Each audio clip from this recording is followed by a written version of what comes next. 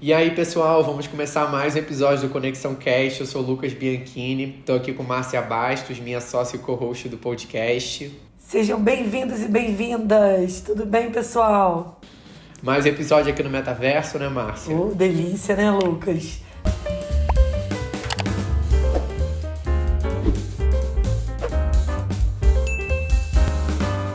A gente adora esse escritório nosso. E agora, para quem ainda não acompanhou, né, e para quem está acostumado com o formato lá do presencial, a gente tem esse ambiente aqui pensado para ser o nosso podcast dentro do Metaverso, em que a gente consegue receber convidados que estão aí para além de Niterói, Rio de Janeiro, que não podem deixar de estar aqui compartilhando conhecimento. Do que a gente vai falar hoje, Márcia? Qual que é o tema? Gente, a nossa convidada é muito especial. A Lucas já vai apresentar, maravilhosa, parceira querida, que desde que a gente se conheceu, a gente se conectou de verdade. E o tema de hoje é para falar de um projeto lindo que ela falou comigo assim no corredor, um dia num evento que a gente estava, e eu falei, eu topo, quero participar. Ela vai falar como que muda, como que a gente pode mudar a educação no Brasil, né?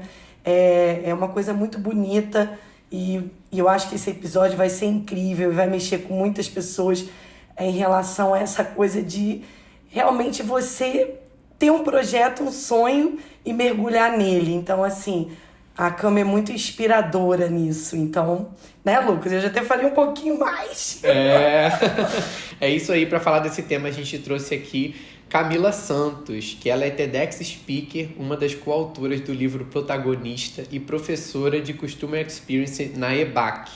É mãe da Gabi, empreendedora e publicitária. Tem como principal missão melhorar o país, transformando dados em educação em oportunidades, por meio do Business on the Road. Além disso, é criadora do Comes Customer. Seja muito bem-vinda, Camila. Eu tô me sentindo na sala de casa, gente. Olha, de verdade, já preparei até meu chazinho aqui para ficar com vocês, porque é sempre uma honra. E de verdade, acho que foi conexão quase de almas, né? Eu lembro até hoje que a gente cochichando atrás da mesa de som, né, no evento que a gente estava, que era justamente de educação corporativa, e eu cochichando com a Márcia contando, né, do sonho que é a Conexão Talento, e eu contando do sonho que eu tinha, que na época era só um sonho, e hoje é uma realidade. Então, e acho que o que nos conecta é justamente a educação, o conhecimento, o cuidado de pessoas, gente cuidando de gente, né? Então, estou muito feliz e grata por estar aqui com vocês. Obrigada, Lucas. Obrigada, Márcia. Que massa, a gente também tá, até porque é um tema que mexe muito com a gente, né, Márcia? Assim, a Conexão desde o início teve muito forte essa frente educacional, né, de levar isso por meio das empresas, de transformar as equipes, os líderes, os colaboradores. Então é um tema que a gente sabe da importância e sabe o impacto que ele gera, né, na vida das pessoas. E para começar, Camis, a gente queria, como sempre, né, somos um RH, então temos que fazer dinâmicas. Então a gente tem um quebra-gelo aqui e eu queria que você escolhesse um número de 1 a 50. Ai, oh my God, vou escolher 34. 34. Medo, que rufem os tambores. Quando você está se sentindo estressada, como você lida com isso?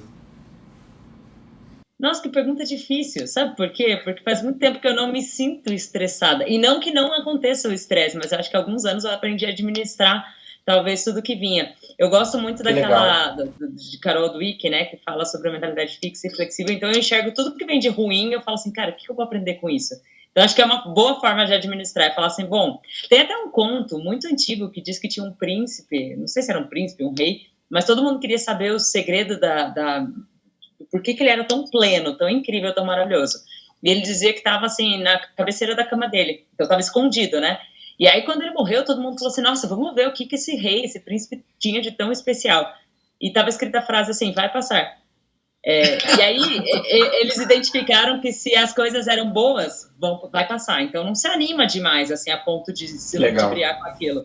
E se for ruim, também vai passar. Então vai passar, né? Nossa, que é bacana. Super aprendizado esse, né?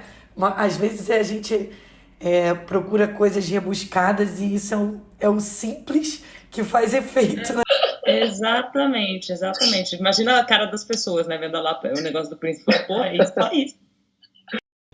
Mas é verdade, muitas vezes o estresse está associado a algo que a gente não tem controle, né? Mas a nossa necessidade de ter controle sobre as coisas acaba tornando situações estressantes. Filosofia estoica, né? Te preocupa com o que está ao seu alcance. Se não está ao teu alcance, assim, vai ficar chateado com a chuva. Vou fazer o quê, gente? Não tem o que fazer. Né? Encontra o que der. Legal. E Camila, a gente falou um pouco aqui do seu currículo, um currículo extenso, a gente teve até que resumir aqui, porque eu sei que você tem muitas experiências de carreira e experiências diversas, isso é muito legal, mas eu queria que você explicasse como que você chegou nesse momento de empreender na área de educação, assim, conta um pouco dessa trajetória. Pois é, você sabe que, Lucas, é algo que eu faço questão, alguns contratantes até falam assim, Camis, mas você tem como falar só do tema? Eu falo, não, nem vou, se for falar só do tema, sem contar da história, porque não faz sentido, eu acho que fica um pouco prepotente até chegar e ficar falando, é TEDx Speaker, é coautora do best-seller, tamo junto nessa, hein, Márcia?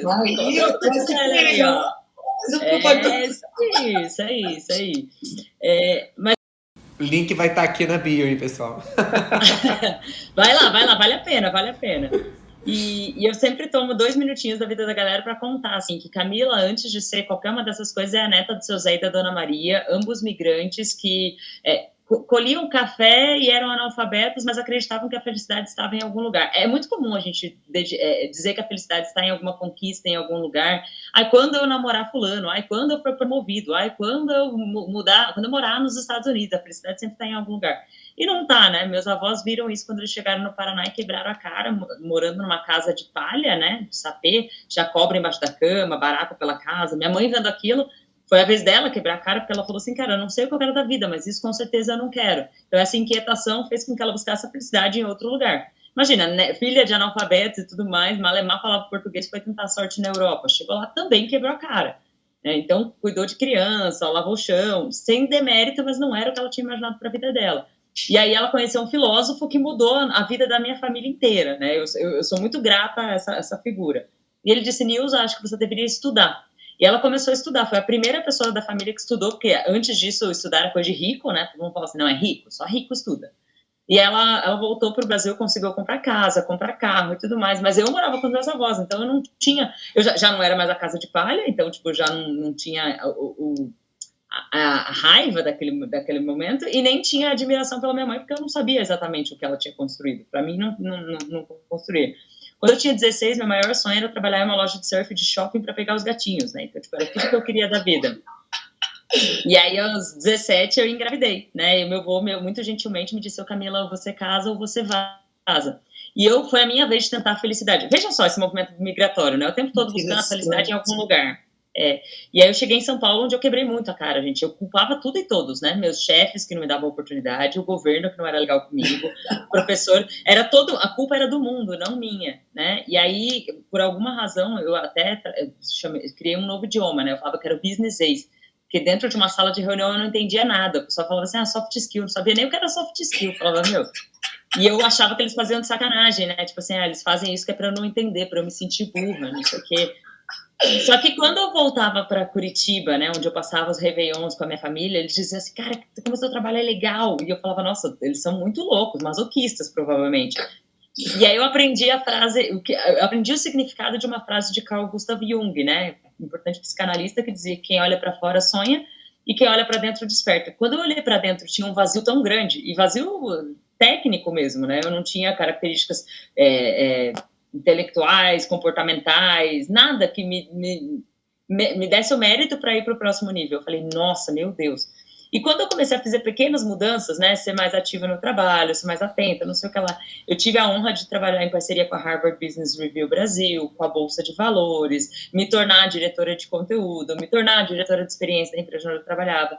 Até que chegou um dia, uns 10 anos mais ou menos ali de jornada, eu falei, caramba.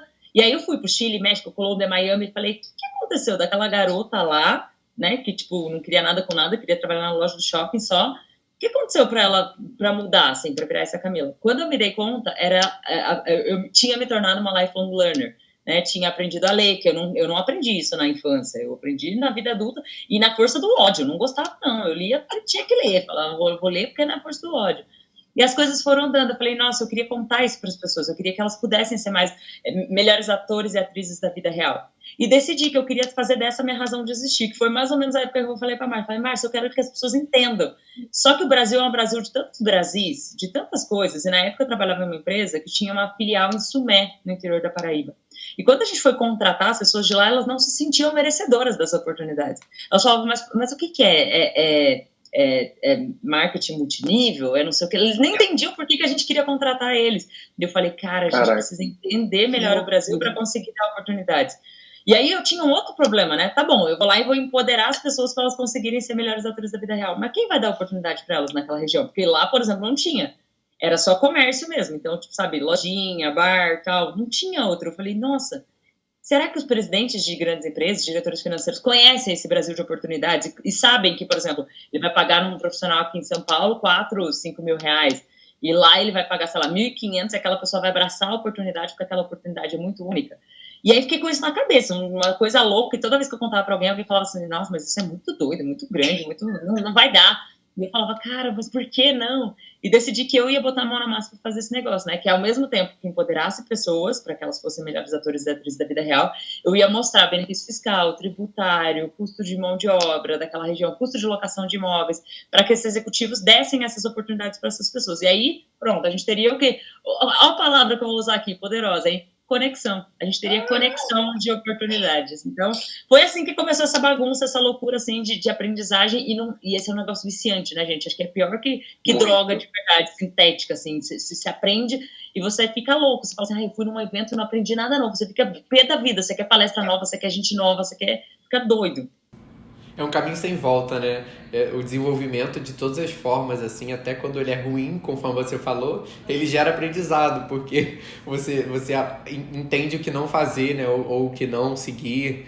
É incrível mesmo isso. E é impressionante realmente o impacto que pode causar na vida de alguém, né? A gente que vem acompanhando o trabalho e participando de RH de muitas empresas, vê às vezes um profissional, né, que estava ali num cenário talvez parecido com esse seu, de comportamentos de culpar o mundo, né, de culpar a empresa, e quando a gente dá uma provocada, né, mostra para ele alguns dados, talvez explica um pouco mais sobre o porquê, né, o negócio, objetivos e tal, essa pessoa às vezes muda de uma forma, né, e vai cada vez mais buscando informação e buscando conhecimento, e é algo que às vezes é rápido, né? É impressionante como que quando você dá acesso e dá oportunidade e ao mesmo tempo provoca, existe uma transformação, né? Você sabe que tem uma frase que eu não sei se ela já existia e eu adotei de alguém ou se eu criei, mas que eu acho que é bem, bem transformadora, né? Aqui no Brasil a gente tem muita cultura da desconfiança. Então eu sempre acho assim, ele não vai conseguir, ela não vai conseguir. E aí a gente acaba não empoderando essa pessoa adequadamente. Eu gosto de ir por outra linha, pensar na frase do se não te desafia, não te merece. Então, dar o desafio para a pessoa e falar, cara, deixa eu confiar, deixa eu tentar, deixa eu ir.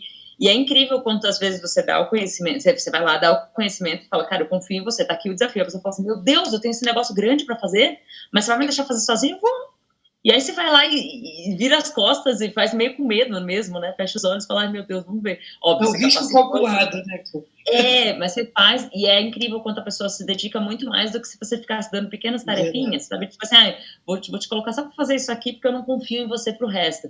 A pessoa, quando ela sente aquele desafio, aquele merecimento, ela fala, meu Deus, será que eu sou capaz? Será que eu... E normalmente funciona. Eu tinha uma colaboradora que, gente, como a gente se divertia. Eu falava para ela, você vai fazer esse projeto aqui esse ano. Ela falava assim, não consigo. Sei lá, é um evento para diretor financeiro. Não consigo. Falei, consegue. Não consegue. Vai lá e faz, vai lá, estuda X dias e me traz aqui o que você aprendeu sobre isso. Ela voltava assim, nossa, apaixonada. Eu falava, viu como você consegue? Não, mas agora eu não vou conseguir convidar palestrante suficiente para isso. Consegue. Então, a gente dá mais desafios para as pessoas, confiar mais nas pessoas, né? E acho que isso não só no âmbito corporativo, na vida mesmo, a gente agora, confia mais nas pessoas, né? Agora, falando mais um pouquinho do projeto, porque para a gente é muito claro, né, que a gente está aí junto com você nessa jornada, apoiando. Teve aí a pandemia que talvez tenha adiado um pouquinho, né, os planos, mas agora Sim. Você voltou aí com força total. Explica mais um pouquinho de como é que conectou isso, então, como é que foi essa virada?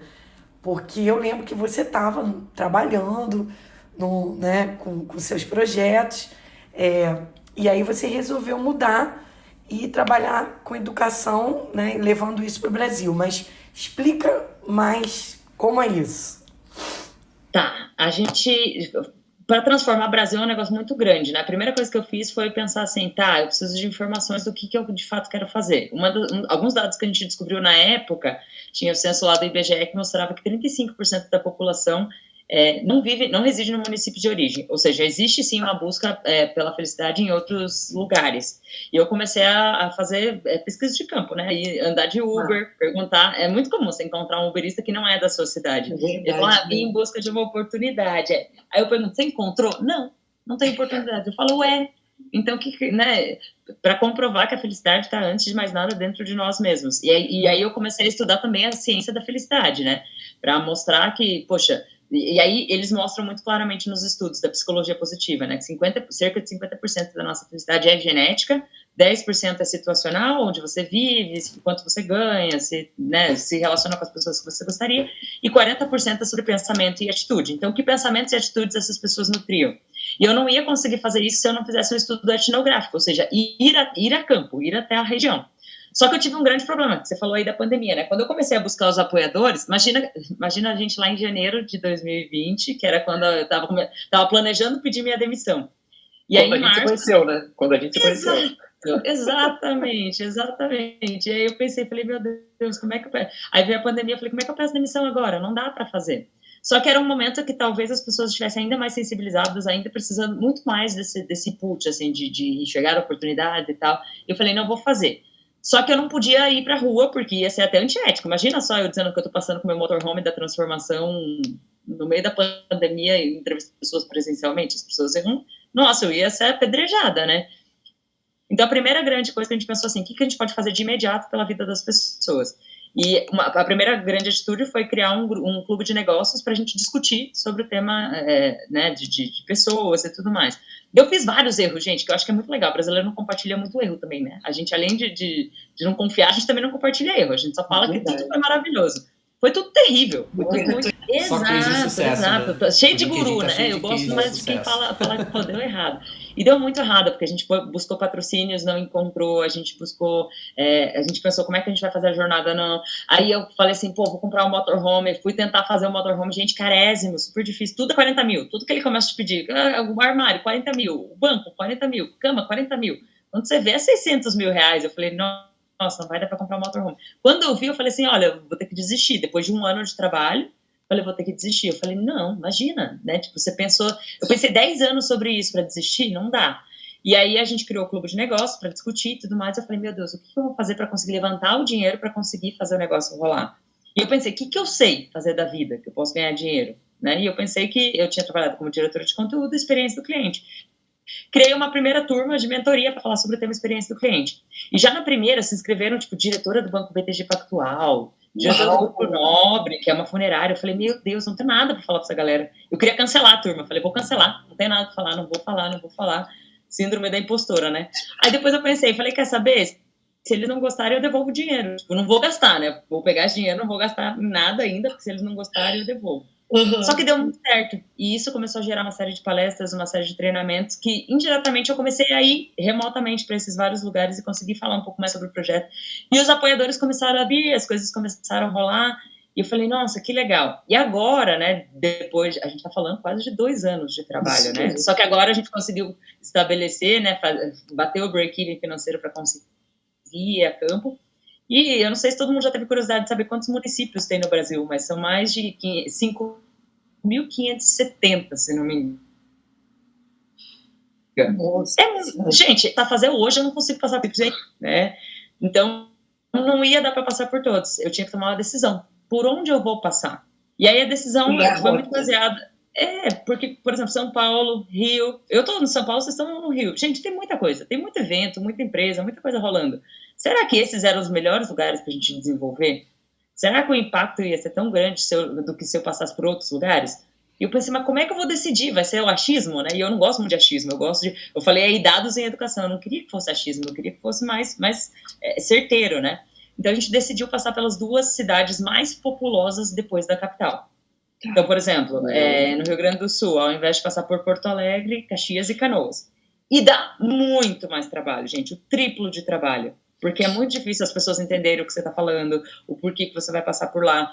E o jeito de fazer o break-even, ou seja, de pagar o projeto, era levar o tema experiência do cliente. Que, no fundo, está falando de pessoas pessoas com propósito, cuidando de outras pessoas, né, o tempo todo, gente cuidando de gente. Então, isso é muito claro. E aí esse projeto ganhou uma nova vertente que no começo não tinha. No começo era só educação e tal, mas não tinha o viés de também experiência do cliente. Mas, eu lembro disso. E o que a gente percebeu, Márcio, olha que impacto grande. Imagina uma pessoa que trabalha num BPO de atendimento. Essa pessoa tem ali embaixo dela 6 mil vidas, 10 mil vidas. Cara, se o impacto uma pessoa dessa, ela consegue cascatear para muito mais longe. Eu sempre lembro daquele filme bem, bem antigo, né? A Corrente do Bem, que o menino lá vai para salvar o mundo, faz 3 favores do bem para outras pessoas. Então tem sido assim, a gente recém fez a primeira imersão. Então o que a gente faz quando a gente chega em uma praça? A gente faz parceria com a prefeitura para que eles nos digam, né, quais são os benefícios fiscais, tributários, para a gente entender e fazer todo esse estudo para mandar para os presidentes, para que eles abram oportunidades lá futuramente. A gente reúne 30 executivos de experiência do cliente para ouvir falar sobre o propósito, para fazer parte da pesquisa. Então, a pesquisa etnográfica é feita com eles, para entender um pouco dos hábitos, entender um pouco... Tipo assim, se eu vou abrir uma empresa lá e vou dar oportunidades, o que eu tenho que levar em consideração? Pô, tem que ter chimarrão. Vou dar um exemplo bem bobo. Tem que ter chimarrão lá, é mais valoroso do que eu levar cerveja gelada, porque tá muito frio. Então, a galera não vai querer um happy hour com um negócio frio. Então, talvez um chimarrão, um vinho... Então, entender melhor essas características culturais. E aí, a gente vai criando esse match. Primeira imersão foi em Caxias, deu muito trabalho de tudo, gente. De falar sobre o projeto, de envolver pessoas. Mas foi, assim, muito lindo, muito gostoso de ir pra lá. E a gente vai de motorhome, para sentir mesmo. Isso que eu queria saber. Por que veio a história do ônibus, né? Do motorhome. Por quê? Por que ele conecta no projeto? O que tem a ver o motorhome? Então, a primeira coisa é que eu tento cumprir eu tento ser fiel ao meu Ikigai, né? A minha razão de existir. Que são 4 elementos, basicamente, que a gente responde pra gente mesmo, de forma muito honesta. O que eu amo fazer, se eu sou bom fazendo isso, o quanto isso pode me dar dinheiro, porque, né, a gente precisa viver, e como isso faz bem pro mundo. E eu gosto muito de viajar. E eu queria viajar ao Brasil, mas eu não queria ser, tipo, blogueira das viagens, sabe? Tipo, ficar falando, isso é até... Nada contra quem é blogueira das viagens, hein, gente? Eu sigo várias e tal. Mas eu não queria ser essa pessoa. Eu queria unir trabalho, que eu gosto muito de treinamentos, de palestra, de desenvolvimento humano, e viagem. E o motorhome é um ícone, né? Eu acho que todo mundo que pensa fala assim, nossa, vida sobre rodas, nossa, que legal. Tanto que a primeira ideia era ir para a estrada ininterruptamente, né? Tipo, ir eu lembro disso. Uhum. Aí quando a gente fez a jornada e viu quanto isso custaria e o quanto a gente não tem infraestrutura no Brasil, eu tô falando de conexão mesmo, de uma série de coisas, não ia dar. Então a gente pensou assim, toda vez que a gente for, nós pegamos o motorhome, a gente sai de Campinas toda vez e vamos. E aí cada aventura vai ser uma aventura, né, gente? Por exemplo, Caxias a gente demorou 16 horas para chegar. Aí era dia 15 de setembro, dia do cliente, eu passei o dia inteiro em BH, das 7 da manhã até as 6 da tarde fazendo palestra, peguei um avião, cheguei em São Paulo às 10 e pouco, tomei um banho, fiz uns lanchinhos, peguei a equipe, enfiei no motorhome e a gente foi. Então, 16 horas ininterruptas. A gente parou só para abastecer, xixi e continuar. Nem para comer, gente, coitados, né? Óbvio, a gente aprendeu muita coisa, né? Não me chame de desumana. Tem geladeira, tem coisa, a gente levou pizza e tal. Não, o bem equipado, tem tudo, tem até banheiro, né? Tem banheiro, tem cama, o pessoal ia revezando, assim, né? Como o que a gente pegou tem espaço para 4 pessoas irem dormindo confortavelmente, a galera foi revezando, dormindo, cantando, né? Tipo, bem viajante, mas eu acho que isso faz com que a galera, até a equipe, se sinta mais pertencente daquilo, né? Com certeza. Uma das nossas integrantes é a minha filha, né, gente, que tem 16 anos. Ela voltou doida para conquistar o mundo. Ela falou assim, nossa, eu vou trabalhar e vou isso. Exato. Então, todo mundo entra mais no propósito. E o motorhome tem esse papel, né? Tanto de ser o elemento... E a gente faz um tour, né? Durante o evento, gente, que a gente faz em cada região que a gente aterrissa, enquanto a gente está fazendo esse estudo e tudo mais, a gente faz um tour no motorhome. Então, a galera tem a oportunidade que legal. tirar foto. A gente monta mesinhas instagramáveis, né? Um ambiente com vinho, o outro ambiente com café da manhã. A gente faz tipo uma Ana Maria Braga Roots. Ai, Camila, você falou. Ai, eu tô doida bora, pra já essa sabe, viagem com 2023 você. estamos aí, hein?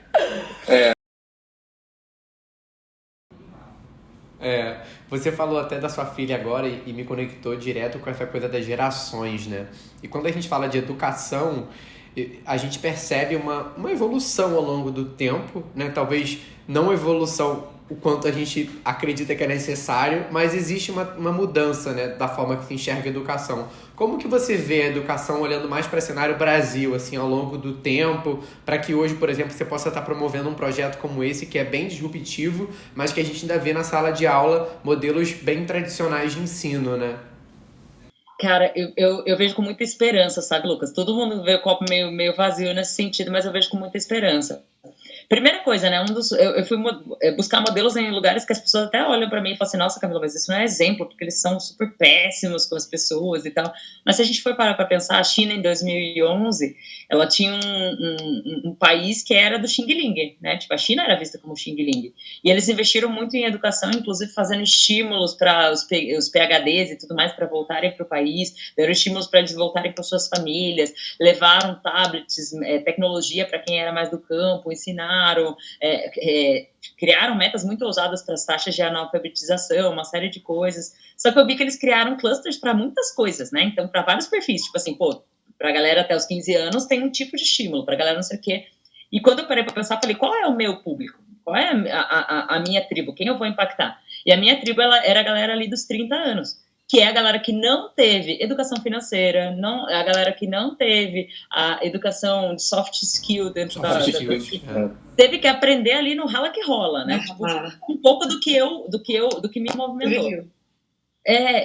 E aí eu vejo, assim, por exemplo, eu tô lá o tempo todo batalhando, e é uma pergunta que todo mundo me faz, mas o que a gente faz com a escola? Eu falei, cara, eu não consigo abraçar essa causa, mas eu vejo que já existem pequenas mudanças. Eu tenho um adolescente em casa, tô até pensando em fazer outro filho só para continuar tendo essas várias gerações em casa, né?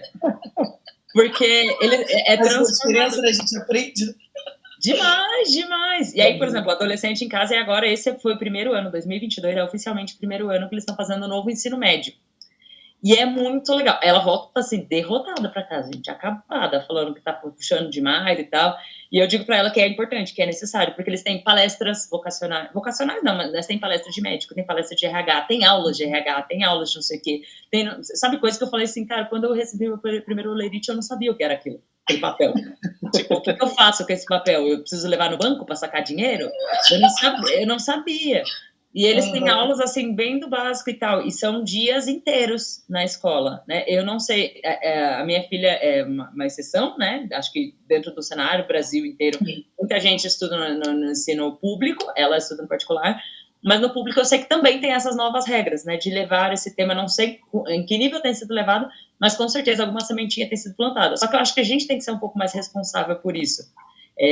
Digamos, eu não tenho, a minha filha às vezes vai se relacionar com alguém e ela não entende a realidade do outro. Aí a gente tem que aculturar essa pessoa para eles conseguirem aculturar os outros, e, de novo, o lance da corrente do bem, né?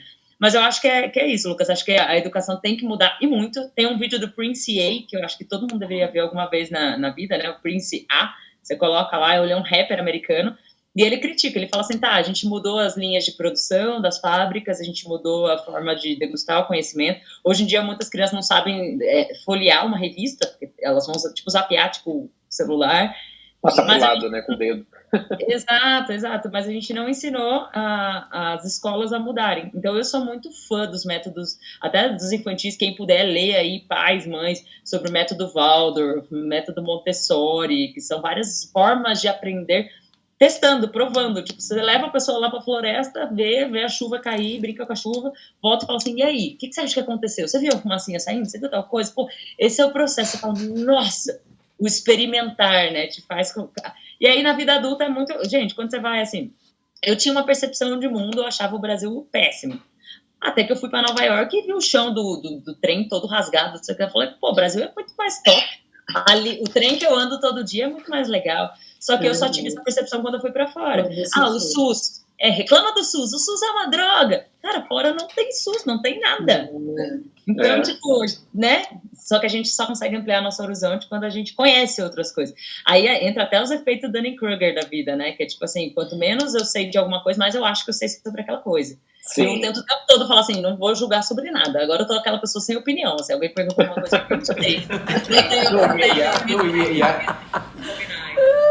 E nesse cenário de educação, eu vejo que as empresas ganham um papel muito relevante, né? Porque se a gente tem essa mão de obra que chega nas empresas e que não talvez tenha essa base que a gente acredita que é necessária para a sociedade que a gente vive, para resolver os problemas complexos, né, que as empresas estão vivendo, cabe muito a essas empresas também terem essas experiências inovadoras ligadas à inovação, né? Ligadas à educação, perdão. Então, eu acho que tem uma corresponsabilidade aí que muitas vezes eu vejo empresários só jogando a culpa assim, no governo e na educação e não assumindo aquilo, falando, pô, então tá bom, né? Esse é o cenário que eu tenho. Tenho pessoas que chegam aqui, por exemplo, que não têm soft skills bem desenvolvidos. O que eu vou fazer para resolver esse problema, dado que isso é um cenário que existe, né? Não tem como eu voltar no tempo. Então, acho que falta ainda um olhar mais de assumir essa responsabilidade por parte dos empresários também.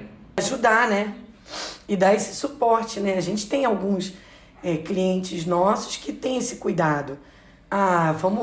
Tem muita gente aqui que ainda não terminou o ensino médio, vamos fazer uma parceria com um colégio e vamos... né? Também, né? Sim, exatamente. Inglês, enfim, outras coisas, mas se colocando dentro desse papel de querer ajudar, porque é muito fácil criticar mesmo, né? Eu também tive o privilégio aí dos meus 2 filhos estudarem numa escola que tem essa proposta construtivista. E eu lembro direitinho que uma vez eu estava numa pós fazendo um projeto que era super desafiador para mim. Lá, né, tinham cada um era diretor de uma área, a gente tinha que fazer uma simulação de uma empresa e tal. E o meu filho estava fazendo a mesma coisa na escola, só que, óbvio, com outro contexto, cara, vamos dizer, de maturidade mesmo, né? Mas era a mesma coisa. E eu falei, gente, que fantástico. Então, isso prepara realmente essa pessoa para o mundo muito mais fácil, né? Mas a gente sabe que isso é uma realidade muito menor ainda, né? E cabe também aos pais aceitarem isso, né? Porque eu lembro muito de ver assim, pessoas criticando esse tipo de modelo, porque vai chegar lá na frente e não vai ser competitivo na questão do vestibular. E aí eu falava, gente, não, isso aí prepara para o mundo. Ele vai ser competitivo, né? Ele, na verdade... É muito além do vestibular. Está né? muito Nossa. além do vestibular, né? Então, mas isso não é uma coisa que é cultural. A gente tem que levar isso, né, Camila? Não, e tem uns negócios muito doidos, né? Tem 2 coisas que eu pensei aqui. O primeiro, que é o que a gente faz em casa, né? Às vezes minha filha chega, ela não é tão incrível, né, nas exatas. Mas, cara, ela faz uma cognição ali de uma coisa com outra em humanas que você fala assim, caraca, ela traz soluções para o negócio. Eu falo, nossa, que incrível. Então, assim, a gente entender que tá tudo bem. E eu falo para ela, Gabi, se precisar reprovar, tá tudo bem também. Né? Tipo, até porque eu comecei a faculdade com 21, época que muita gente termina. E, gente, não acha que me atrasou em nada a vida. Então, eu sou muito mais do aprende a hora da prova, honre o nome do que leva, né? O nome é prova, é para você provar o que você aprendeu. Se não aprendeu, não prova, não precisa, né? Então, tudo bem. Tudo bem, a gente fica chateado que gastou dinheiro e tal, né? Mas ok, né? Então, é o estímulo ali. E outra coisa que conecta aqui com a vida adulta, que eu acho que muitas empresas ainda são falhas, é como é que a gente tem treinado essas pessoas? Porque, por exemplo, quando a minha filha está indo mal na escola, eu pego e faço ao invés de penalizá-la, tipo, senta lá no quarto, estuda, se vira, não sei o quê, eu falo assim, Gabi, escolhe quais cafés em São Paulo você quer conhecer, e a gente vai estudar nesses lugares. E aí eu sento com ela e tento, e, gente, eu também não fui muito boa em exatas, mas eu sento com ela e falo assim, não, vamos tentar entender, vamos tentar aprender juntas. Então são as 2 quebrando a cabeça e tal, e ela vai consideravelmente melhor nas seguintes. Mas tornar o momento do aprendizado um momento agradável, porque a gente é ensinado a que escola é um saco, a que aprender é um saco, e na vida adulta, quando você vai em treinamento, eu já vi muita gente falando assim, ufa, tarde livre, olha isso, tarde livre. dia livre, porque é treinamento. E não. Só que como é que a gente leva isso? Eu acho que tem muito de entertainment, eu acho que tem muito do você aguçar lá, né? A pirâmide de William Glass fala muito. De trazer pra galera ali. Como é que você pode aprender? Como é que você pode anotar? Fazer roleplay. E aí tem muito executivo que ainda acha que isso é meio... não, mas a galera da conexão... Parece que é abraçar a árvore. Né? Exato. E não é. Os resultados mostram, gente, né? O quanto a pessoa toma aquilo para si de verdade e ela leva pro dia a dia. Acho que são coisas que a gente poderia colocar. Com certeza. E você falou, Cami, sobre lifelong learning, né, agora há pouco, e a gente está falando agora desse ensino, né, mais para crianças e adolescentes, que é o ensino formal, né? E aí, trazendo isso para a vida adulta, assim, sempre existiu essa diferenciação, né? O que é o ensino formal e o que é o ensino não formal. Você acha que hoje, considerando isso, né, aprendendo ao longo de toda a vida, ainda faz sentido essa separação, considerando a vida adulta, ou não? Eu acho que precisa do input básico. É igual, por exemplo, eu adoro conversar com engenheiro, porque eles têm uma visão sistêmica muito boa. Só que para ele ter essa visão sistêmica muito boa, ele teve que fazer milhões e zilhões de trilhões de cálculos super chatos, super não usuário, que ele não vai usar pro dia a dia, mas ele precisou ter aquela base. Então, eu acho que precisa de um mínimo ali. E eu acho que os professores podiam se empenhar um pouquinho mais para dizer assim, talvez um dia você precise usar esse mínimo para alguma coisa. Sabe, tipo, Bhaskara, eu tô esperando o dia de eu usar Bhaskara pra alguma coisa. Mas ninguém me ensinou pra que eu ia usar e tal. E eu sempre, quando a gente busca o porquê das coisas, fica mais fácil querer aprender. Mas eu acho que precisa, assim, precisa até pra pessoa ter a visão, né?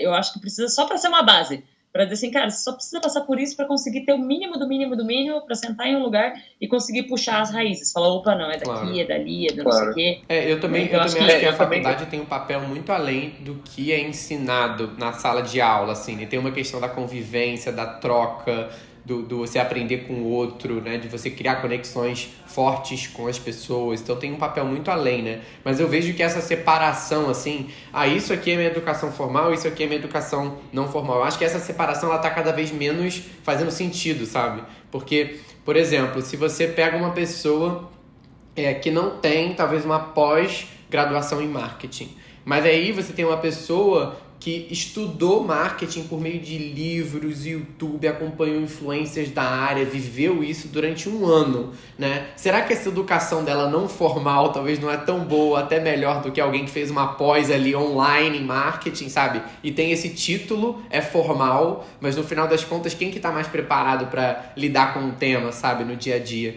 Então eu vejo que tem uma diferenciação, né? Sem dúvida, sem dúvida. Aí eu concordo, viu, Lucas? Aí eu concordo. Eu sou dessas pessoas que eu adoro. Tipo, se eu me apaixono por um tema, eu vou lá e começo, e daí o autor indica outro autor que eu leio, que eu não sei o quê.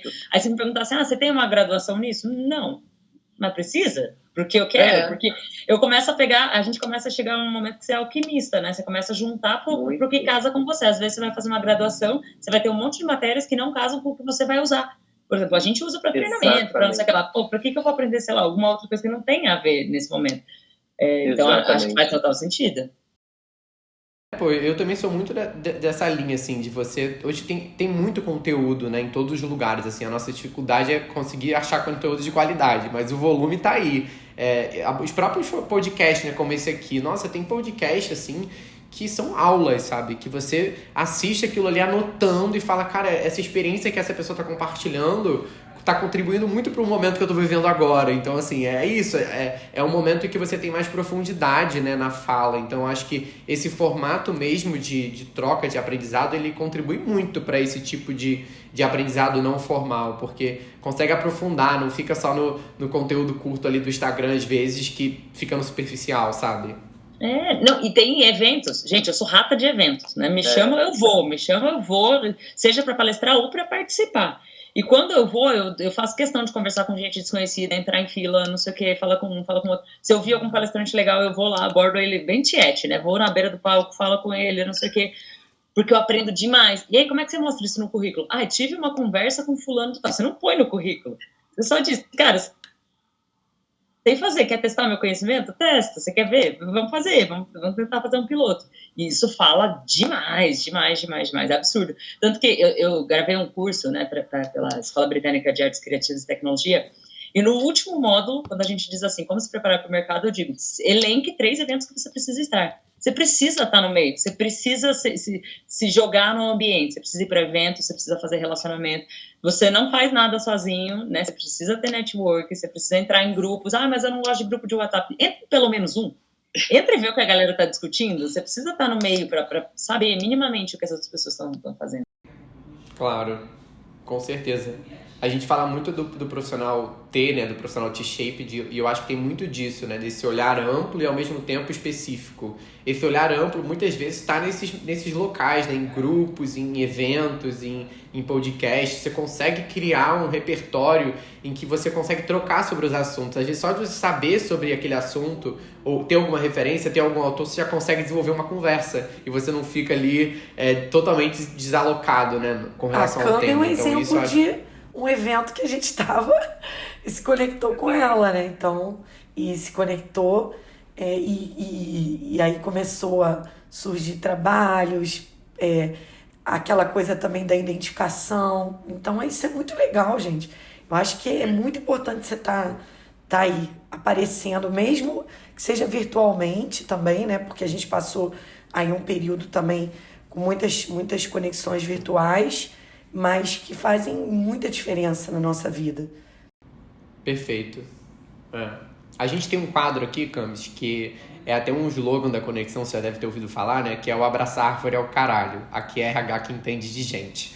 A gente gosta muito de trazer esse ponto, porque até mesmo a gente estava falando aqui agora, né? Ainda tem muitas ações que são desenvolvidas pela área de treinamento ou de RH de forma geral, que são vistas como puramente oba-oba, né? Puramente, assim, pela diversão, que não tem um estudo e um olhar por trás disso, né? Só que a gente sempre traz a reflexão também que qual é a responsabilidade do RH nessa imagem, né? Será que não tem também ações aí que estão só pelo oba-oba e que não estão trazendo resultado? Então essa é sempre a pergunta que a gente faz para o convidado. O que você já viu aí no mundo corporativo que você achou ação assim que não fazia sentido? Que era mais abraçar a árvore, que você olhou e falou, cara, isso não faz sentido, isso tá manchando a imagem de um trabalho que pode ter impacto. E aí a gente sempre pede para compartilhar uma história aqui que você viveu com relação a isso. Olha, eu vou trazer um que parecia oba-oba, e as pessoas não me conheciam, mas não era, e a gente conseguiu comprovar, né? Na experiência do cliente tem um termo cunhado pela Accenture chamado ROX, que é uma analogia ao ROI, né? Que é Return of Experience. Então, tipo, que retorno eu trago pela experiência. E eu fui dar um treinamento em um lugar chamado Varjota. Varjota fica a 5 horas de viagem do Ceará. Então, eu saí de casa de manhã, fui até o aeroporto, que demora 1 hora, daí mais 3 horas até Fortaleza, cheguei em Fortaleza, tive a notícia que Marília Mendonça tinha morrido, então o dia já ficou meio triste, falei, nossa, tá. Mais 5 horas até Varjota, e aí passou a noite inteira eles tocando modão até as 4 da manhã, né, porque Marília tinha morrido, então, tipo, fiquei no único hotel da cidade. Então a experiência toda já tinha sido muito doida, assim, eu falei, meu Deus, o que essa galera espera?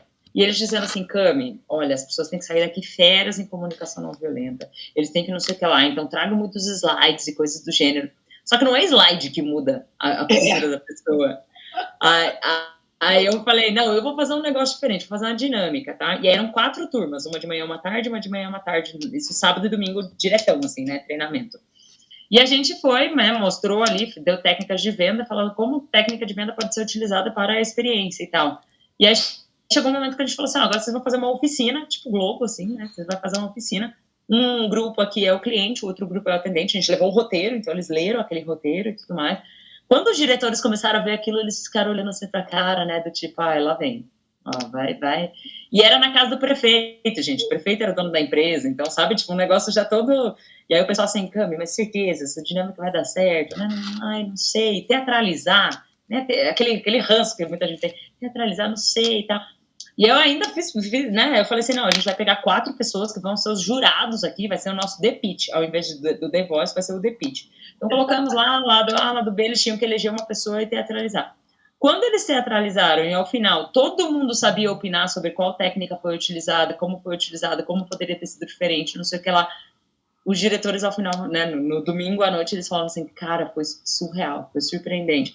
Eu falei, não quero seu elogio agora porque é calor do momento e tal, eu quero que você me diga daqui a um mês como é que tá o NPS, que é a meta que a gente coloca de não é uma meta de satisfação, mas é uma meta de lealdade, né? Aquela pergunta definitiva, de 0 a 10, quanto você recomendaria à empresa? Então, assim, eu quero saber como é que mudou o NPS, se as pessoas conseguem colocar essas mínimas coisas, porque foram pílulas que a gente deu, se elas conseguem colocar essa mínima coisa. E até tá no nosso portfólio, né? Quando a gente manda para alguém, porque tem uma pessoa que falou assim, olá, eu sou o Yuri, agora não lembro se era Yuri ou Igor, tá? Mas alguma coisa ali com I. E eu fui o campeão de NPS desse mês, porque eu apliquei as técnicas, não sei o que lá, e agora eu tenho uma escuta ativa melhor, não sei o que lá. Então, assim, parecia oba-oba, mas eu falei, cara, me mostra o resultado daqui a um tempo. Se as pessoas aplicarem, funciona. Só que elas só conseguem aplicar se elas testaram. E eu não posso entender que a pessoa vai testar na minha ausência. Não, vai lá, na segunda-feira você aplica e daí você me diz. Não, tinha que ser ali, a gente corrigindo, falando, isso não tá legal, isso não tá legal. Só que assim, foi uma zorra, gente, uma zorra do bem, né? Tipo, aquela brincadeira e tudo mais. Mas eles conseguiram aplicar, de fato, né? Então todo mundo tinha uma voz falando assim, tal. E até outras questões surgiram. Cami, como é que eu posso sair? Porque toda vez que eu escuto o cliente reclamar, parece que é comigo, né? Tá reclamando comigo. Aí a gente mostrou para eles como adotar personagens, e, né? Como ele pode... Enfim, uma série de coisas que parecia oba-oba, mas não era. Porque às vezes tem esse preconceito mesmo com alguma ação já de dinâmica, né? Para determinados grupos. E principalmente quando tem essa questão de simulação, de teatro, né? Mas às vezes, quando bem feita e com aquela intenção ali de algum propósito dentro daquilo ali, gente, ela é fantástica, né? Porque sai do consciente, né? Fica uma coisa mais lúdica. Então, mas tem uma resistência. A gente sabe que a gente enfrenta isso, né? Eu acredito que ficar só na teoria é muito fácil, na verdade. Porque você tá com todo o controle, né? É bem o modelo professor-aluno, né? Eu tô aqui para transmitir, você tá aí para aprender. Então, qual é o tipo de problema que pode dar? Nenhum. Se eu não dou nenhum espaço de fala pro aluno, né? Como que eu posso trocar e como que eu posso estar... Exato, eu estou só cuspindo conteúdo ali e entendendo e torcendo para que aquelas pessoas estejam absorvendo. E a gente vê depois, por meio de várias pesquisas, que o que retém disso é muito pouco, né? A prática, que às vezes mas você vai demorar tanto tempo assim com prática? Cara, tem que ser, porque senão essas pessoas vão sair daqui com os problemas do dia a dia e não vão conseguir botar em prática esse tema, né? Fica só na teoria. Tem duas coisas muito legais também, né, Lucas? Quando a gente fala da pirâmide lá de William Glasser, a base é 95% quando a gente ensina o outro. Então, se a gente não fala assim, cara, me ensina aí o que você aprendeu. Né? Eu levo bem simples, gente, dinâmica que todo mundo pode fazer em casa. 5W2H me explicando uma ideia que você teve a partir daqui, como é que você vai aplicar ela na segunda-feira. Nossa, a pessoa, aí você vê, você fala, não, essa pessoa não entendeu. E se ela não entendeu, ótimo, porque você consegue dar uma devolutiva ali em cima daquilo. Né, de consertar isso. Tem um cara que eu gosto muito chamado Martin Lindstrom, que ele é um neurocientista, né, que escreveu o livro A Lógica do Consumo e tal, e ele diz que 85% das nossas decisões são emocionais. Então, se a gente não levar em consideração o processo emocional na aprendizagem, cara, não vai dar certo. E é óbvio que a pessoa se sente muito mais confortável quando ela vai co-criar alguma coisa, quando ela vai poder trazer a bagagem dela, quando ela vai poder rir, quando ela vai poder ficar confortável. É muito mais forte do que eu dar uma apostila de processos e falar, aprende. A conexão é muito mais forte, né? Gera uma memória emocional, né? Então isso realmente fica muito mais guardado ali na memória, né? Isso é um ótimo exemplo até pra gente pensar com relação à lembrança de escola, assim. Eu lembro muito bem de professores que me marcaram, né? Por serem pessoas incríveis e por transmitirem muito bem o conteúdo, mas quando a gente olha pro conteúdo em si, nem sempre aquilo ficou tão guardado quanto momentos em que você estava ali mais envolvido, né, e mais impactado. Então isso já mostra um pouco dessa retenção, né, o que realmente fica. Passeio de escola, quem não lembra dos passeios de escola? Você lembra da rocha do não sei o que lá? Porque eu morava em Curitiba, então a gente ia pra Vila Velha, que era perto, né? Então, as rochas, por que elas eram daquela forma, do desgaste. Agora, me pergunta uma aula de geografia, provavelmente não lembrava. Agora, da viagem à Vila Velha, eu lembrava. Então, quais são essas coisas que a gente lembra? Porque a gente provou, testou, né, brincou. Ali. Aula de inglês que você tem que falar, né? Eu não acredito nessas aulas de inglês que você tem que ficar lá, olha o texto, anota, não sei o que lá. Agora que você fala um monte de bobagem, fala tudo errado. Aí a professora vai lá, te corrige, não sei o que, daí você aprende. Eu fazia inglês, tinha muita música, né? gente, como era transformador. A gente aprendia de verdade. Falava, nossa. Sim. E você falou de pandemia aqui agora há pouco também, e na sua opinião, assim, a gente teve, óbvio, uma transformação muito grande quando a gente fala de educação, né? A questão do digital vindo absurdamente para muitas pessoas que nunca tinham contato com isso, até dentro de universos de empresa mesmo, né? Empresas que nunca tinham trabalhado remoto, tendo que transicionar todo o time para esse modelo. E isso mudou muito a forma de trocar informação, de aprender, de dar feedback, enfim, né? Todo o processo de desenvolvimento. Como que você vê que o Brasil e o mundo agora estão pós-pandemia? Assim, o que você acha que fica do que a gente aprendeu durante esse tempo e o que assim, retorna ao que era ano passado? Nossa, eu acho que a gente não retorna. Infelizmente, acho que foi um tempo... Não vou dizer perdido, porque a gente aprendeu muitas coisas, mas a gente perdeu muitos inputs, né? A gente perdeu muito das trocas sociais. Eu vejo que as pessoas têm receio hoje em dia, se ela chega, se ela pega na mão, abraça, não sei o quê, não. Então isso já muda muito. A minha filha, adolescentes, perderam uma época muito importante de formação, né? De sociabilização e tal. Então eu vejo que eles estão muito mais, e não só crianças, mas adultos, a gente está muito mais sensível. Eu sou condutora do Conselho de Clientes da MRV, e a gente faz lá com o Conselho de Clientes, eu vou dar uma viajada aqui longe, tá? Só porque eu acho que faz sentido. Claro. Quando a gente fala com o cliente, ele tem coisas que ele enxerga que ele não enxergava antes, porque ele não passava tanto tempo dentro de casa. Então, uma parede abaulada que anteriormente você só queria que entregasse seu apartamento porque era seu sonho, hoje em dia ele pega aquela parede e ele torna no pesadelo. Você acabou com a vida dele porque você entregou aquela parede abaulada. Uhum. Fato disso, os números da economia mostram, né? Por exemplo, na Leroy Merlin, eles tinham uma meta em 2020, já nos primeiros 3 meses de pandemia, eles bateram a meta, porque as pessoas começaram a ficar mais em casa e elas começaram a se incomodar. Pô, esse quadro, pô, essa casa, pô, essa cadeira, pô, não sei o quê, né? Então ganhou um novo significado. E assim, acredito que é para tudo. O trabalho, e aí esses dias estava vendo uma palestra super legal, uma aula, né, sobre como a neurociência impacta a gestão de pessoas, e eles falaram sobre heart math, que eu nunca nem tinha escutado falar sobre isso, né, sobre a matemática do coração. Eu falei, nossa, que viagem, né? Todo dia a gente coloca mais listinha ali de coisas para aprender. E aí estavam falando sobre a grande renúncia, né, do quanto as pessoas elas não querem mais trabalhar nas empresas por um bom salário, elas querem trabalhar por propósito. E eu acho que isso vai aumentar cada vez mais, eu acho que as pessoas vão estar cada vez mais, elas não estão mais nem aí se ela vai, tipo, vai manchar meu currículo, passar um ano só nessa empresa. Cara, tô nem aí.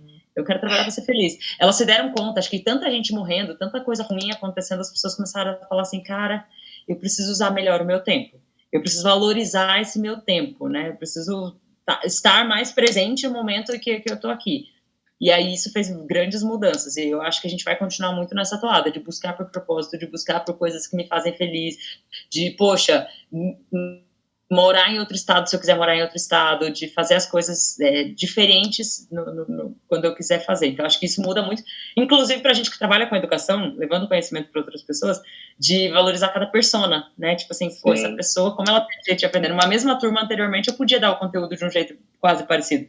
Hoje em dia, eu tenho que levar em consideração zilhões de perfis, estudar muito, entender cada uma das pessoas, que vai ter alguém que é mais roots, alguém que é mais Caxias, alguém que é, enfim, mais disperso.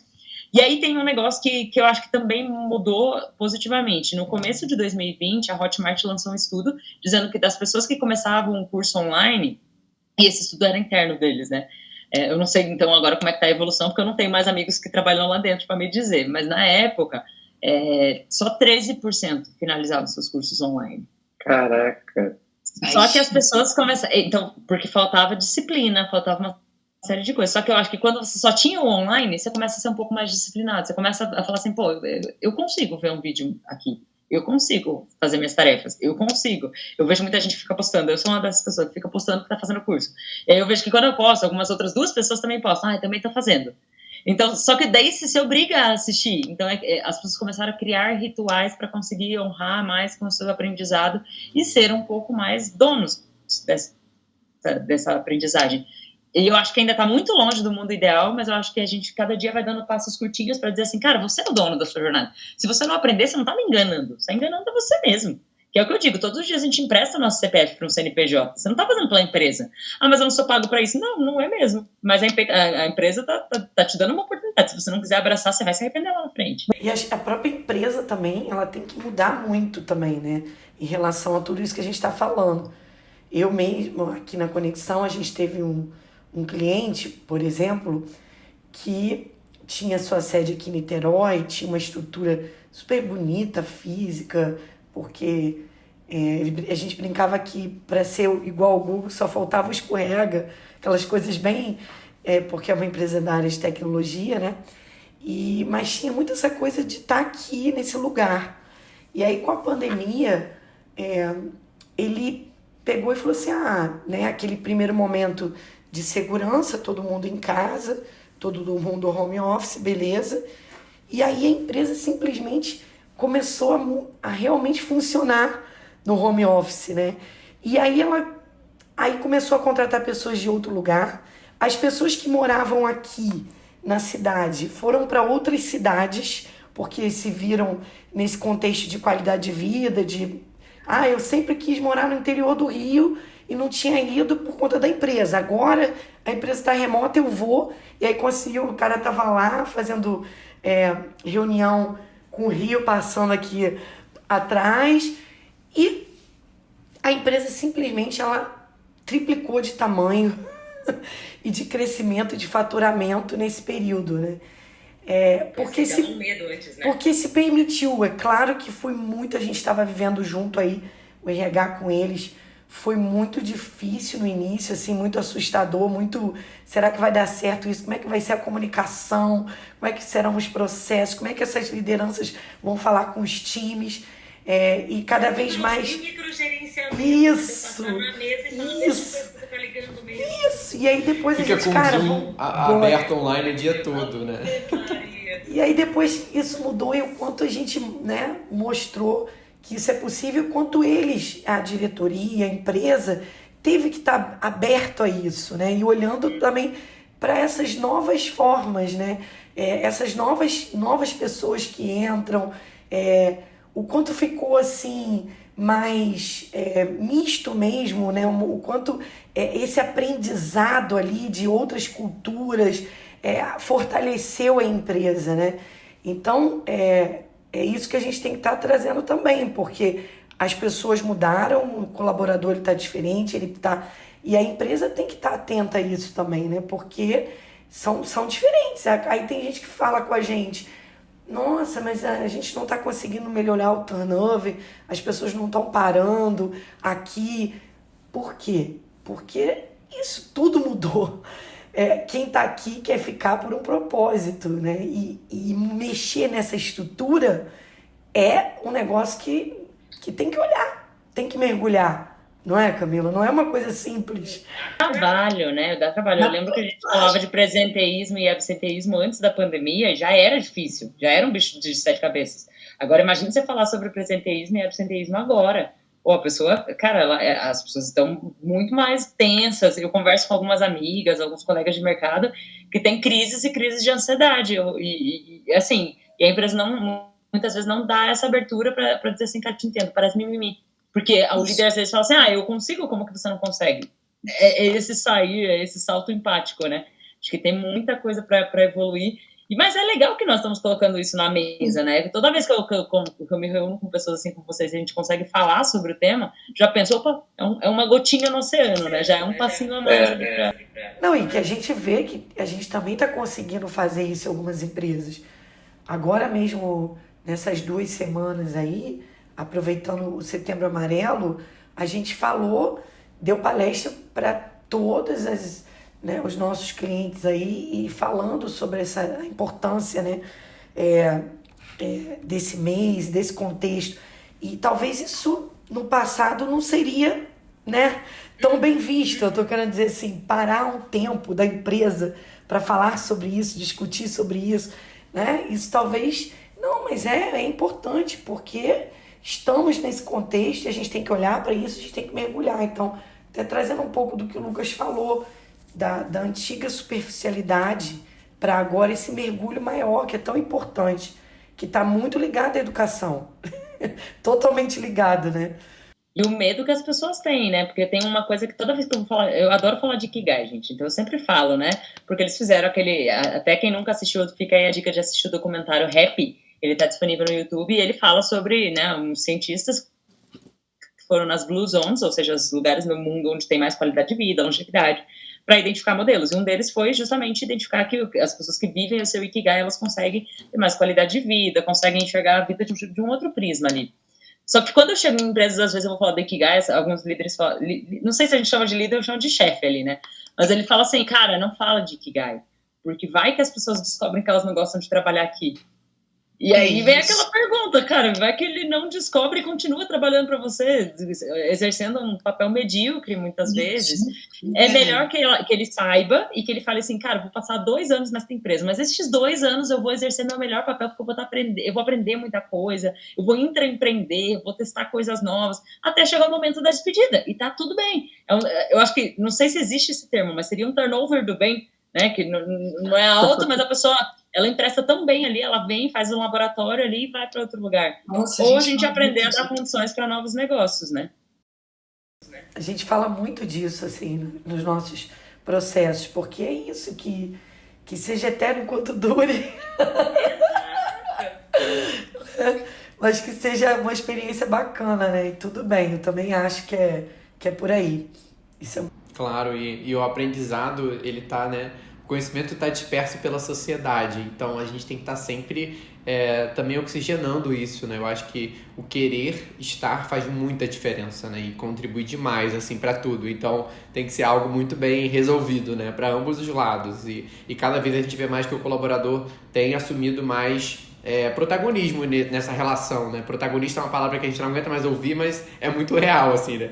Antigamente a gente falava muito do consumidor assumindo protagonista, e agora o colaborador, né? Que cada vez está mais aí promovendo esses movimentos, como você falou, da grande renúncia. Agora a gente teve o movimento da demissão silenciosa, enfim, movimentos que começam, algumas pessoas olham e falam, cara, como assim? Tipo assim, como assim os colaboradores estão...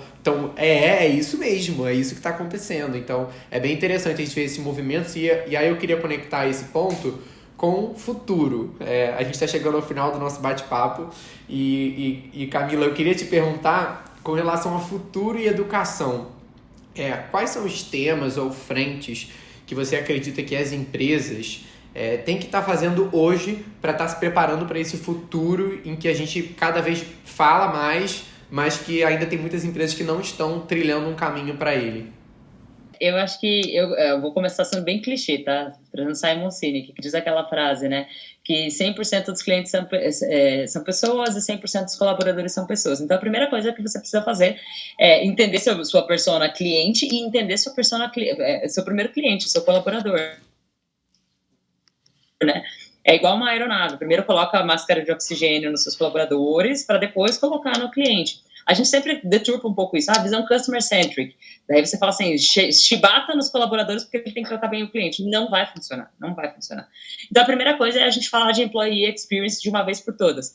E aí eu vou entender quem é a minha comunidade de colaboradores, entender que eu não tenho que ter uma persona única. Por exemplo, eu vou ter colaboradores só loirinhas dos olhos azuis que morem na Barra. Não, eu preciso de diversidade, porque isso vai fazer com que a minha equipe cresça, porque o lifelong learn não é para de treinamento, mas é o quanto eles praticam a eutagogia, né? Uns com os outros, eles conseguem aprender. Se eu tiver perfis diversos, eles conseguem tomar decisões muito melhores. Então, para mim, foi um exemplo muito legal. Esses dias eu fui numa empresa e um dos trabalhos que eu tinha que fazer era andar pelos 10 andares falando sobre a experiência do cliente, sentando na mesa da pessoa, sabe, tipo, chegando bem louca, assim, tipo repórter CQC. E eu fiz isso. E eu cheguei, na empresa tinha gente com síndrome de Down, tinha gente surda, tinha gente que não tinha braço, tinha gente cega. Cara, eu achei aquilo fantástico. Minha única tristeza foi não falar Libras. Eu falei, cara, como eu queria falar Libras para me comunicar com aquela pessoa. Mas era muito legal. Quantas outras empresas apostam nisso? E não é apostar para cumprir cota, é apostar para conseguir, de fato, ter uma melhor aprendizagem, enxergar novos produtos, novos processos, novas ideias que você jamais enxergaria porque você não está naquele lugar de fala.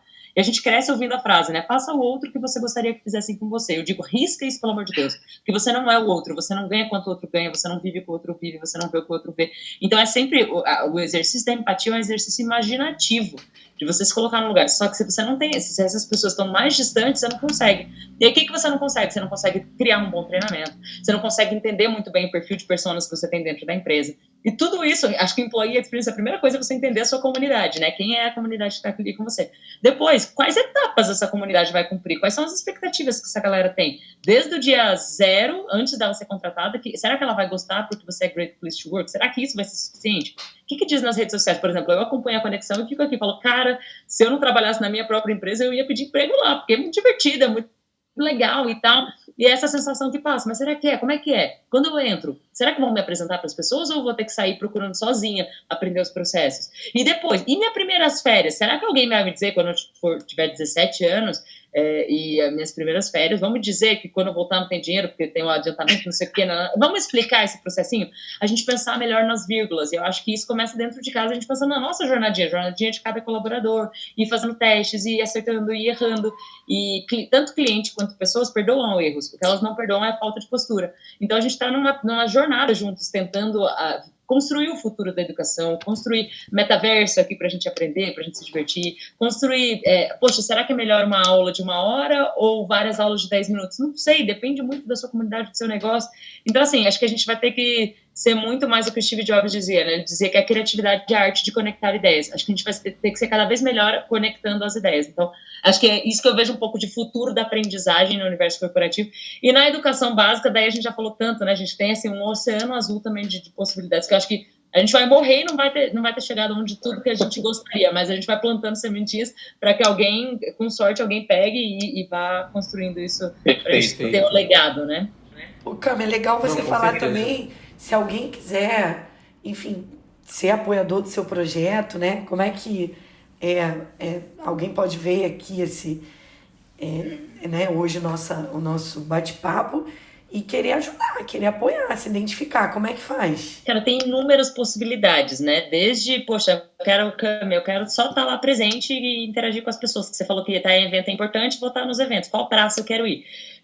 Tem desde isso até, não, quero ter um momento de fala lá dentro, quero me relacionar com as pessoas, quero fazer parte, quero ser incluído no estudo quando passar pela minha praça, quero ser entrevistado, quero coisas do gênero. É só mandar um alô lá no Camix Customer, né, camixcustomer.com, ou seguir a gente no Instagram e mandar um inbox, a gente responde a absolutamente todo mundo, ninguém jamais ficou sem resposta aqui, interagindo com a gente, e aí a gente encontra formas de construir, não tem nada de prateleira, ai Cami, mas eu quero patrocinar e quero um negócio não tem, porque a gente não acredita que isso gera o objetivo que a pessoa quer. O que você quer? Para que vai ser valoroso isso para você? Daí a gente co-constrói, né? Bacana, que massa. muito bom. Maravilha. Camis, qual a gente é a tem um agenda? momento... Peraí, ela tem que falar qual é a agenda.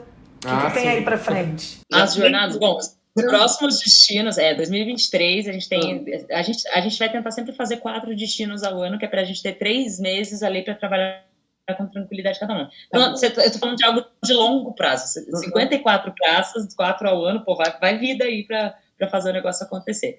Os próximos são Canoas, no Rio Grande do Sul, aí a gente vai para Santa Catarina, né, a gente vai para Blumenau e para Joinville, e depois subimos para o Paraná, Maringá e Londrina. Então, nossas próximas agendas são nessas praças, mas tem também tudo isso lá no site, no nosso site do Camix, tem um botãozinho onde você consegue clicar lá, CX está on.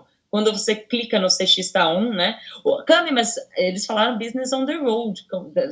Onde ficou? O nome do estudo é Business on the Road, tá? Como era algo muito de difícil pronúncia, a galera de marketing vai entender isso aí, a galera não consegue falar Business on the Road, e aí ficava muito difícil de vender. Então ficou CX está on, tá? É tipo a vitrine, mas aqui nos bastidores tudo continua. Então, CX está on, você consegue.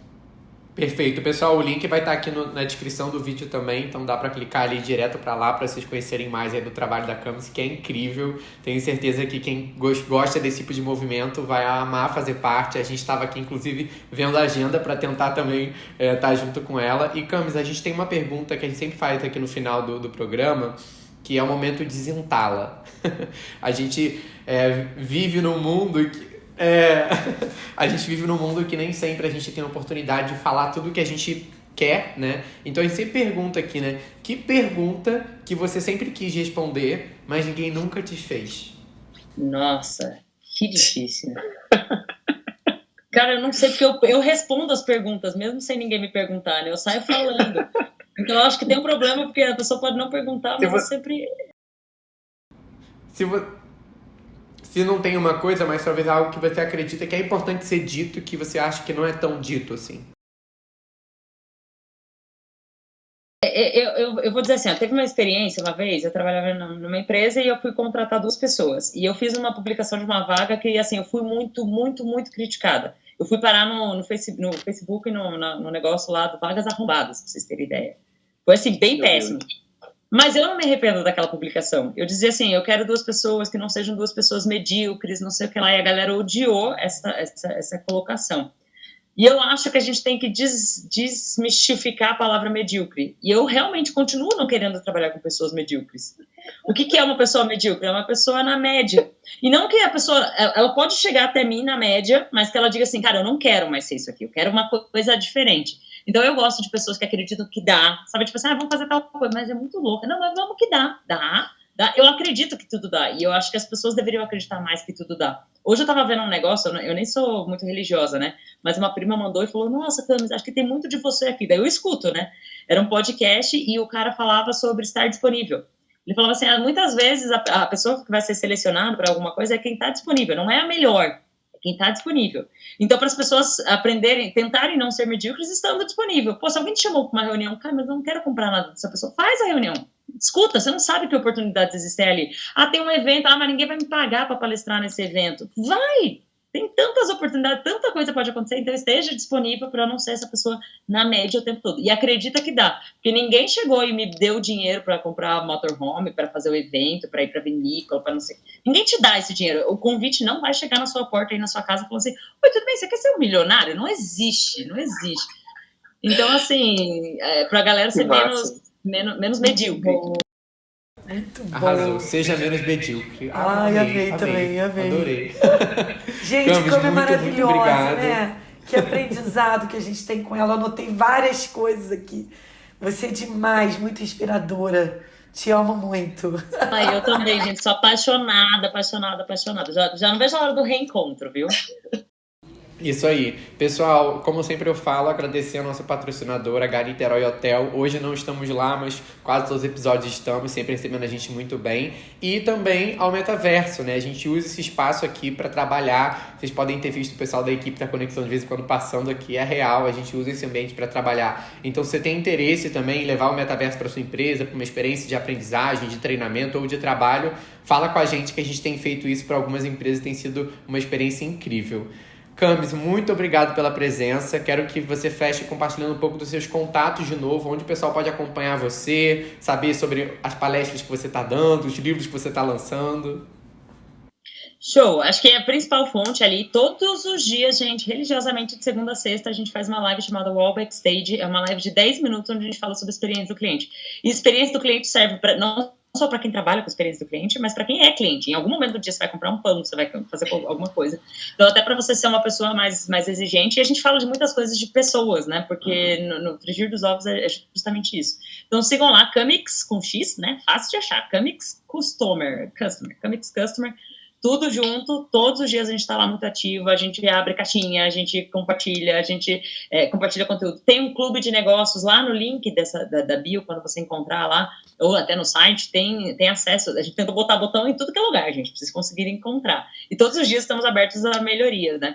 Mas você clica lá e tem clube de negócios, você entra no clube de negócios. Hoje a comunidade já tem mais de 500 pessoas do Brasil, da Argentina, da Europa, dos Estados Unidos, brasileiro que mora lá, né, em sua maioria, que tá lá para discutir sobre negócios, sobre ser um humano melhor, um ator ou atriz da vida real melhor, né, porque toda hora a gente está exercendo esses papéis. Então, tá super disponível, eu estou em todos os grupos, são 3 grupos de WhatsApp. Camille, por que não vai pro Telegram? A gente tentou, mas os nossos clientes não gostaram. Então, a gente continuou falando, não, é melhor ter mais trabalho, mas que a galera se conecte, goste de discutir. Então, tá todo dia lá. E todo dia, tudo que a gente tem, a gente compartilha lá. Então, esse podcast aqui da Conexão, o link vai provavelmente para o Clube de Negócios. Vídeos no YouTube, vai para lá. Reunião uma vez ao mês, a gente agita para agitar a galera. E disso saem reuniões presenciais, né, gente? A gente faz happy hour, faz assim, vou estar no Ceará, quem vai estar lá? Bora! Então, assim, vamos ser um grande grupo de amigos que transforma o mundo em um mundo melhor. Que máximo, amei. Pessoal, quem quiser me acompanhar também lá no LinkedIn, Lucas Bianchini, no Instagram da Conexão, tô sempre por lá também. E você, Márcia? Márcia HV Bastos e também na Conexão. Muito obrigado, pessoal. Mais um episódio aqui do Conexão Cast. Como sempre, um aprendizado incrível pra gente. Agradecer vocês que estão aqui sempre contribuindo com o projeto. Quem tiver comentários, ideias, críticas, coloquem aqui nos comentários. E até o próximo episódio. Tchau, tchau. Beijo!